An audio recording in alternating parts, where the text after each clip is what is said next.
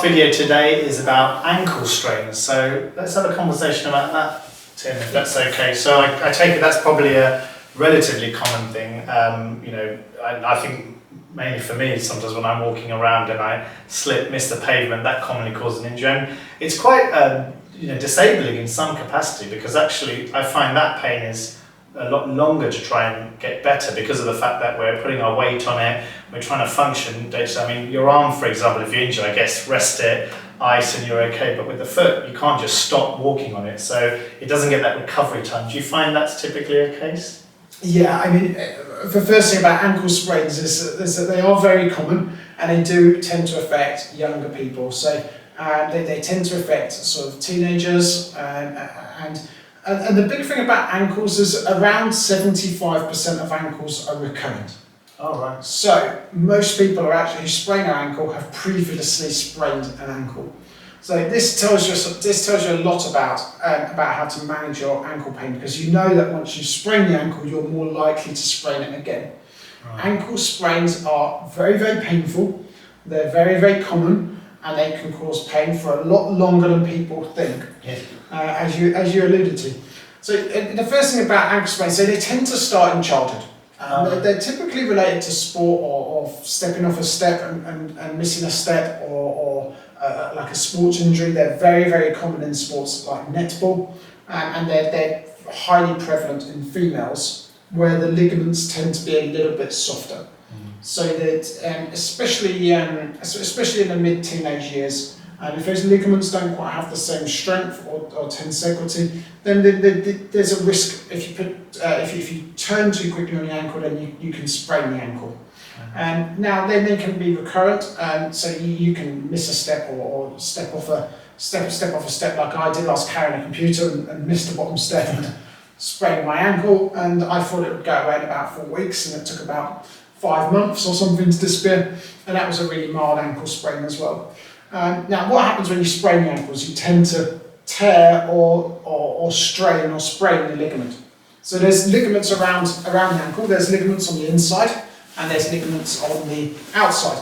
These ligaments on the outside are the most commonly sprained ligaments, and what tends to happen is you tend to roll the ankle outwards, and that can tear or sprain the ligaments on the outside. There's 3 main ligaments here, and these can be you can injure 1, 2, or 3 of the ligaments.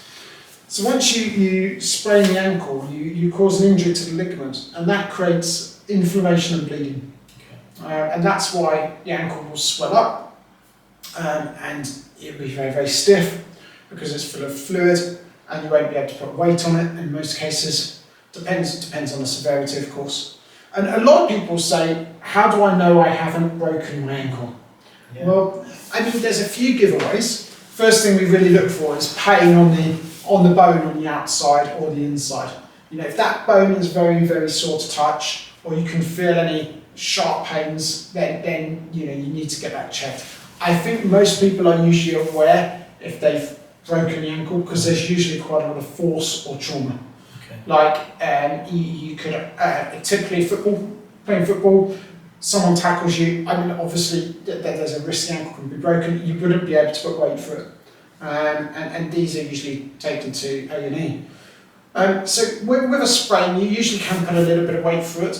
If you're worried about it, then go to see your doctor and get it checked. If you're really worried about it, then of course you can go to A&E and get the doctors to check it there, they might x-ray it.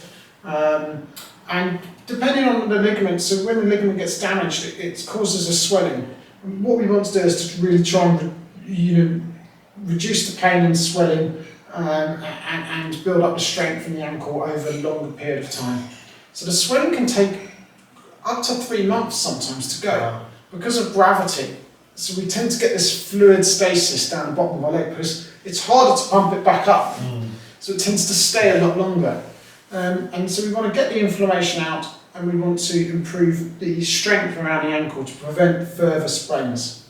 And the big mistake most people make is they sprain the ankle, it gets better, and then they don't realise that they need to do the exercises to strengthen the ankle afterwards. So that's why they're left predisposed to second ankle sprains, because the ligament gets stretched slightly. Okay.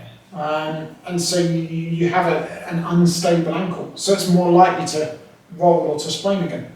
Right. And one question I always have as patients ask is these straps that we have, knee straps, elbow straps, wrist straps, and obviously ankle straps. Do they work? Are they helpful? Do you advise them, or do you say, look, in the nicest way, get on with things, painkillers and so forth? Or actually, do they provide some help or support in recovery for this? There's a big debate around straps, tape, supports, and the jury's really out, and it depends. It depends on the circumstances. There are times when using a support is really, really useful. When the ankle injury is fresh and you're really having trouble weight bearing through it, I think a support is a really good idea. We know from research, we know from evidence that providing some compression to a swollen joint tends to help. Okay, I'm lucky to have worked now at 4 Olympic Games. Wow. And one of the first things we do when a fresh ankle or fresh joint injury comes in is we'll apply ice and compression to the athlete.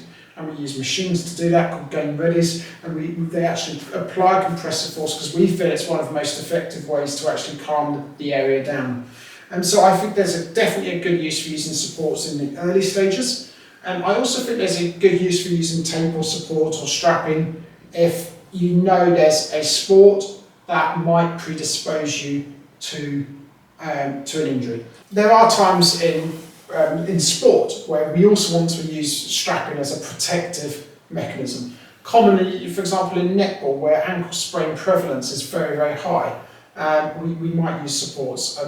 I used to do some work experience for a Super League netball team, and every player on the team would be wearing strapping or have strapping or support to prevent an ankle sprain. If one sprain happens, you could be out of the season for 3 or 4 months. So it's a real big problem. Now, there are times when actually we shouldn't rely on ankle support.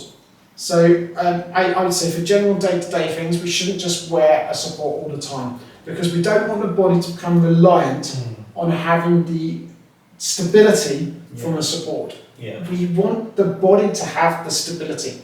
So this is why we do the exercises to strengthen the muscles and ligaments around the ankle, so we don't need the support. So never become reliant on having a support.